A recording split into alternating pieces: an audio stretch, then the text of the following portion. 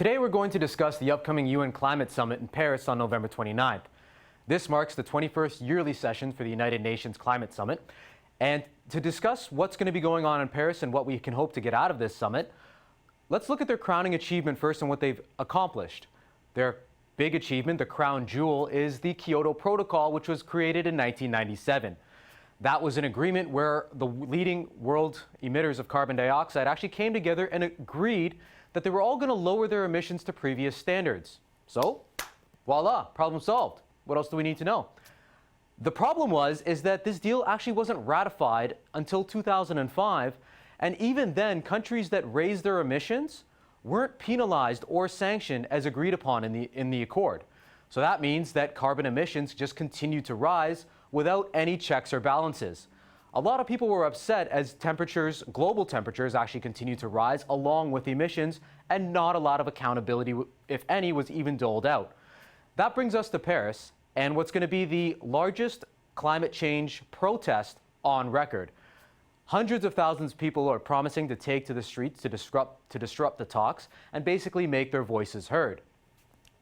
Now, what's going on in the debate, the main sticking points are taxation, and developing nations really don't want to stop emissions if developed nations like the US won't help them out and give them a break. So this is really all boils down to carbon emissions. But when talking about climate change and fighting this, is that really all the debate's about? I'm sure you all remember this photo. It's the one of Alan Kurdi, the Syrian child who was fleeing his country because of the conflict, seeking refugee status in either Europe or Canada. Now, this was one of the biggest stories of the year, which is the migrant crisis. But going back, we want to really look and examine the cause of this. The civil war in Syria began in 2011, a conflict that has raged on. However, it started way before that in 2006, when massive droughts swept across the country until 2009, caused by climate change, according to the New York Times and many leading scientists. So what that has resulted in is a lot of migration, and in fact, nearly 1.5 million rural residents in Syria were forced into urban centers, creating a poor economy and social stresses that led to the conflict.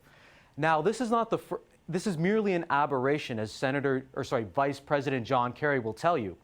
He made a speech in where he said that if you think the mass migration is an issue now, wait till people are migrating in millions across countries due to a scarcity of food and due to a scarcity of water. And this is not just in the Middle East. This has been seen in Somalia and even in Sao Paulo. It's a global problem. Mass migration is about to become very real.